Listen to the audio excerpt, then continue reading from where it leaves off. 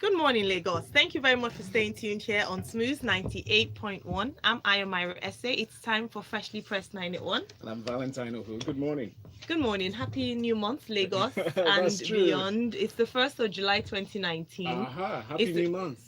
Happy first new month, day Gbolahan. in the month, in the second half of the year. Happy new month, Gbolahan. Good morning. Happy new month to everyone. Happy new month to you, Ayo, Valentine, and Lagos. And happy new month, Tunde Okufi. Morning, guys. Good morning.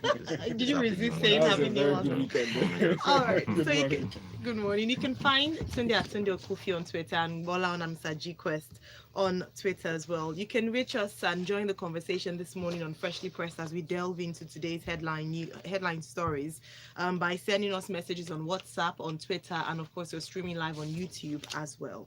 The details are On WhatsApp is 0809-444-0981. On Twitter, we are at Smooth981FM. The hashtag is FreshlyPressed981, and we're streaming live on YouTube. all right. Let's dive straight in. The first one here, Gbolahan, we had a number of debates over the weekend about this particular story. And we're looking at this as the presidency lists benefits of Ruga settlement according to Premium Times. The presidency through Mr. Garba Shehu has said that some of the proposed Ruga settlement is not meant for herders alone. He said primarily one of the benefits of the settlement would be a drastic reduction in conflict between herders and farmers.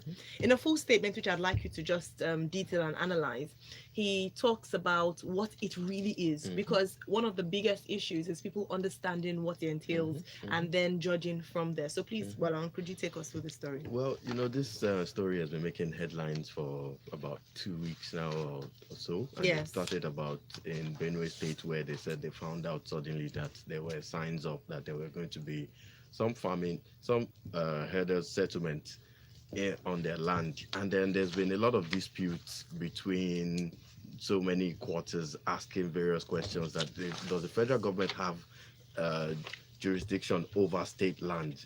And of course, according to the Nigerian constitution, all powers are vested in the governors over land matters. So not unless the governors is given any consent to the federal government using land for state land for any purposes, the governor has to consent to it, and without the consent of the governors, you cannot just aggregate powers to yourself and just take on the land.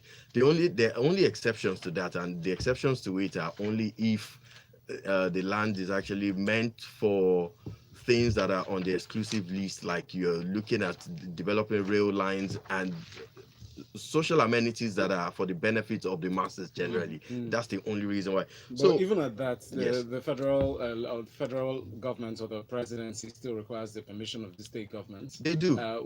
Within whose jurisdiction the land, is situated or Yes. located, Yes. for them to operate. And also, I'm glad you made it clear there. The federal government or the president only has authority over land within the federal capital territory. Absolutely, exactly. So there's been a lot of debate about this now, but I'm happy that this has been cleared by the spokesperson to the president, which is Garba Shehu, and he has said that no state is going to be forced to give up their land for herders and settlement. And right now, at the moment, he said it in the statement that there are only 12 states that have voluntarily agreed to this, and the benefit of this he has listed in it. He has said, of course, there's going to be lesser conflict. There will be better benefits as well for the animals themselves too, in terms of like the health and the welfare of the animals, rather than having the cows and the animals roaming up and down the areas. You would have them actually in that particular area. And he also talks about the benefits that you also have, the economic benefit to the state, and also what it also does to the herders themselves too. We're talking about the amenities that will be developed along the lines of having this Ruga settlement. I have two questions, two concerns. The first one is, will the concerns of the farmers be equitably addressed? That's one. Two, will they understand the limits to this allowance, or would they overstretch it? These are real fears. Absolutely, of course, these are people's concerns too. We have and conflict of interest. Conflict of interest that is one of the things that needs to be addressed. Of course, there needs to be a lot of education that needs to be done. I mean, so that people do not stretch the boundaries. Already, there are a lot of citizens of the states that would be aggrieved that there's land going to some for herders and for farming, for herders and for cow herders. Yes, I think it's important. Sorry, I think it's important to use the real terms that people are concerned about. Yes. So people have said, oh, the Fulani herders are going to be on their lands, and that it's part of the government's, I mean, one of the initiative of Fulanizing, if I put it that way, of Nigeria. And so he addresses those concerns in this statement as well. Yes, he did actually say that it's not only land for Fulani herders, it's just generally for any form of animal farming or rearing. So not only just cows. The primary focus is supporting animal husbandry, not necessarily ethnicity. No, not necessarily. Thank you very much indeed. Let's move on. We encourage your comments and reactions to this story through our various platforms as earlier announced. Tunde, let's come to you for this next one. The focus is on the judiciary. Guardian reports ignore order to appoint more Supreme Court justices. Group warns the Chief Justice of Nigeria. So human rights group Access to Justice have tasked or warned the acting Chief Justice of Nigeria, Justice Tanko Muhammad, against taking orders from the presidency in appointing more justices for the Supreme Court. Now, a report had earlier been released, not from Guardian, as it was clearly stated in this report, that the president had asked him to initiate the process of appointing 5 new justices for the Apex Court. What this story points to significantly is its autonomy of the judiciary.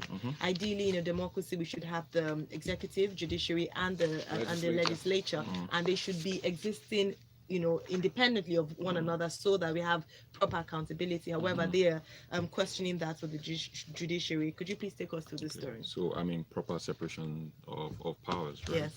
I guess all of this is because, the recent occurrences regarding the removal of former Chief Justice Onochie is still sort of, is very fresh in people's minds. And that episode, made it clear to some, if not all, that the judiciary isn't as independent as it should be. And we know that in any democracy, you need those 3 arms of government for it to be effective. Effective, yeah.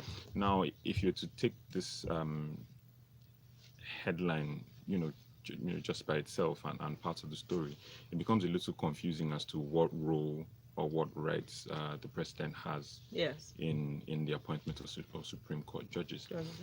Because we've modeled this. There's no way we can say, but we modeled this, against the U.S. system. In the U.S., it's the exclusive right, according to their constitution, it's the exclusive right of the president to nominate. That nomination then goes to their assembly, who ratifies and verifies. In Nigeria, the process is that the Chief Justice nominates, the president appoints, right, subject to the approval of the Senate. Right. So in that regard, there's really nothing.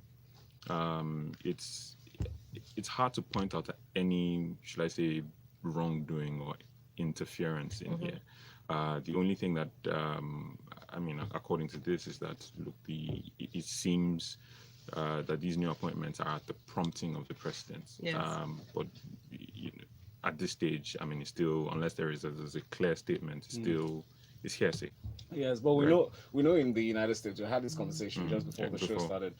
In the United States, you have you find that the president recommends passes his list to the House. He says these are the guys I want to appoint, and then it goes to the Senate. That's why it goes to the Assembly to ratify. To ratify. So one would expect that, not necessarily referring to United States law as universal, but the one would infer that could be the normal way to go, since the president's I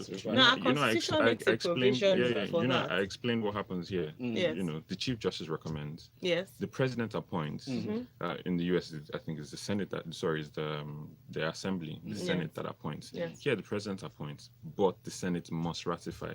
So whatever happens, it still has to come to a bipartisan or multi-party Senate Yes. to ratify the appointment, right? Yes. And unless, all arms, the three arms of government, unless all arms have been made, rubber stamps, then there is still some, checks and balances. The Chief Justice will recommend, the President will say, okay, I take this recommendation.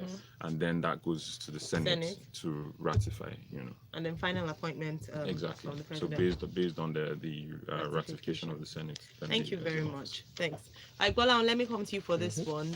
We have a lawsuit. Atiku, the former vice president and the candidate of the People's Democratic Party, Alhaji Atiku Abubakar, has slammed an aide to the president, Muhammadu Buhari, on social media, Lauretta Onochie, with a whopping 2.5 billion naira defamation suit. And reason being, a tweet she posted on the 7th of May of this year. Could you please tell us what's going on? Yes, well, let me start by talking about the tweet anyway. The tweet was allegedly, yes, of course. The tweet by the spokesperson, which is Onochie, had allegedly claimed that the former presidential candidate Atiku was wanted by the United Arab Emirates. So there was this. It stated that it was on the watch list at the UAE. And that he had also traveled in recent times to shop for terrorists in the Middle East. This was one of the trips that he made to the Middle East. Yes, so at the end of the day, Atiku got wind of this, and he did initially write a letter asking the spokesperson to retract the statement and apologize for that statement, and also pay 500 million naira fine for coming up with such statement or defamatory statement and making a publication in 6 national papers. Well, that at least 2 international papers. That's even there. No, that was even before that anyway. It's now that he's not asking for the apologies now. The apologies is also talking about making publications in 2 newspapers, and also and that accusation was made globally. It was made on Twitter. It was also made on Facebook too. So now he's now requesting that she makes the apology both on Twitter and also on Facebook, and also releases an apology in the papers. But unfortunately, on May 20th, she also still made similar defamatory statements as well. So she was really unrepentant about this, and so this has now ended up in court. It will be interesting to see how this plays out in court, because we've often said that in our politics here, people just make unguarded statements without any repercussions to the statement. I mean, there's a lot of negative statement that has been made even during the course of this election and in the 2015 election too, and no one goes unpunished for it. People just make the statement and that's it, and nothing happens.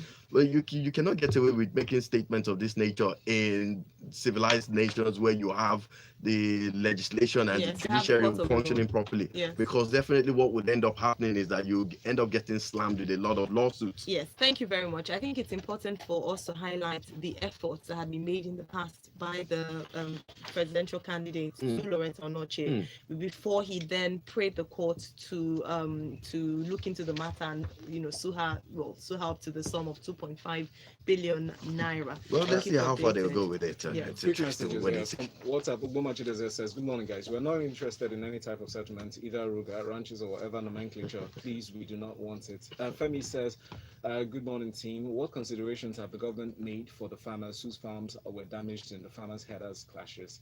It appears they are in a hurry to settle the herdsmen. Where's the ministerial lists? 32 days counting. Remember the last weekend they said it will soon come. They said July, hopefully. We're looking at. We'll wait and see. More messages. Ike says, am I missing something? Is it the federal government that owns the castle? If the troublesome headers are non-Nigerians, why are we providing accommodation to them? I guess he's referring to president's statements insinuating that they were foreigners or aliens, as they were called. All right, let's move on to our next story today. The Nigerian Airspace Management Agency has replied pilots insist nation's airspace is safe. This is from the Daily Times.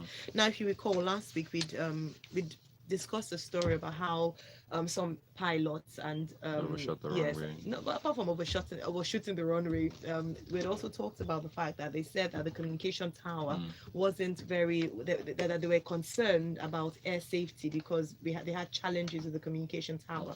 However, the Nigerian Airspace Management Agency have come out to say and assure Nigerians that actually, we've got all things in order, our airspace is safe, no need to worry. Please take us through the story. I mean, and I say, what do you expect them to say, right? I mean, what else? This is their role and their responsibility.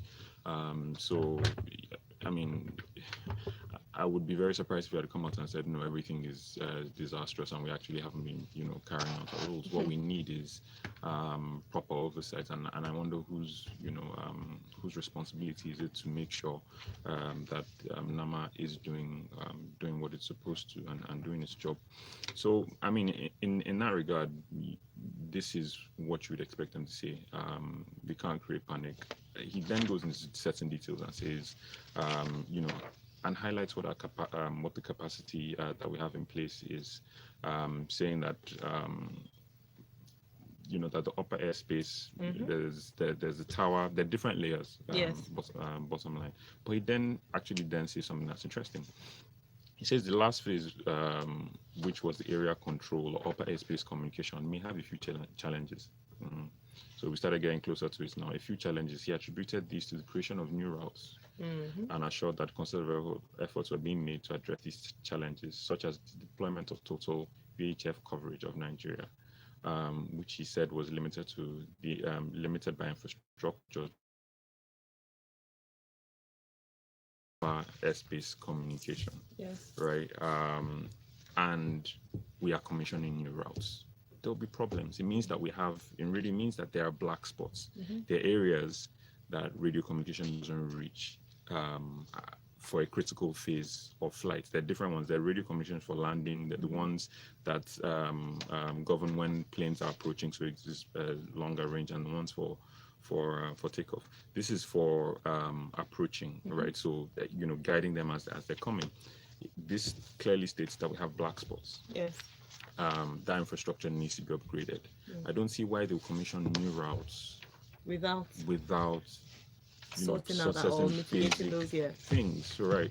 So the pilots do then therefore have a case and saying that, look, there are issues with our communications, right? So it's a bit funny. On one hand, they say there are no problems, but then they admit that we have a challenge in this area, but they're working to fix it. All right. So is it safe to say that we're not satisfied with him that the airspace is safe if we do have black spots in certain areas? In certain areas, and then they should give clear timelines as to when these things will be fixed and put in place. Thank you. Thank you, Tunde. Reacting to the second story that we shared, the court order thing of the Supreme Court, Ola Koyejo sent in a message on YouTube, says the National Judicial Council (NJC) recommends not the Chief Justice. It's in section 2312 of the 1999 Constitution. Thanks, Ola Koyejo. Ken here says the Ruga plan has deviated from the original National Livestock Transformation Plan (NLTP) initiated by the VP in 2017, whose first plan was to resolve the various conflicts by compensating farmers for crop loss and rebuilding schools and churches before looking at building any ranch. Conflict resolution also required to be done in the various communities. NLTP also planned to set up business livestock practices, not just for Fulanis, but all Nigerians. The government has put the cart before the horse, so the misunderstanding and the mistrust. Thanks, Ken. Thank you, Ken. Our next story is from the Premium Times. No media blackmail can stop Saraki's prosecution, who's crying out. The Economic and Financial Crimes Commission, in this story that details some of the accusations that they said were made or sponsored by the former Senate President, Bukola Saraki. They call this a campaign of calumny against the EFCC and its leadership. By this story, I'd like to ask Gbolahan, do you think, is there anything to hide from the EFCC, hinging on the fact that sometimes we hear a lot of the accusations or media trial really played out in most of the dailies? And then, I mean, what would you say for the accusations that they level against Saraki? I mean, just as you've said, media trial is the key word in this statement. I didn't say it, I just asked. Okay. Well, I was going to go to that anyway, because this seems like a trial by media, and it seems like there's a personal grievance between the chairman of the EFCC, Magu, and also Saraki. Apparently, this statement this statement was made by the commission, which is the spokesperson of EFCC, which is Antonio Rilade, and then it stated that the former Senate President Saraki has been making quite a lot of press releases, and that in one of those press releases, which was on Sunday, June 30th, which is just yesterday, that Saraki made in that statement that in 2016, when they wanted to swear in or confirm Magu, that Magu actually came and begged him to be sworn in as the EFCC chairman to support the swearing in. And that, so allegedly what they're saying now is that Saraki is indirectly saying it's because Magu wasn't sworn in as the EFCC chairman. That is why he's now being prosecuted for and criminal charges are being pressed against him now. So the statement says that, look, what we're doing is we're simply doing our job. That's the EFCC spokesperson making that statement now, that we're simply doing our job. We're not looking at the situation that happened in 2016, because the EFCC chairman is looking beyond that now, and he has moved beyond that. And as such, what we're just doing is we're focusing on our job. Do we have any reasons to prosecute my question Saraki? My question is what they're talking about now. Is this all necessary? Exactly. If there's a case to investigate, why not go ahead and investigate? Exactly. That's exactly where I was going. All this back and forth on there's no media, need. Is it a matter of ego over whatever? It's just media sensation and media trials. Because I mean, why would the statement be released yesterday and then here we are now? You're releasing you're making your own press releases. If you have concrete evidence, just go to court and press charges and do the job properly. Lots of our wins happen on in the media now. So how are people supposed to know? They have to come. And look, it's funny. Saraki most likely has a case to answer, like the vast majority of them, in government, have a case to answer. But why are we acting like a confused country? It's not too long ago before we can say maybe Saraki has become politically irrelevant, that when he was still somewhat relevant in the play of things. In trouble. Okay. Yeah. But I get your statement. You get what I mean. Yes. Yeah, that he's been sort of sidelined. But prior to then, when he was set not to have any case to answer. Now, a couple months down, elections are over, he suddenly has a case to answer again. So things changing.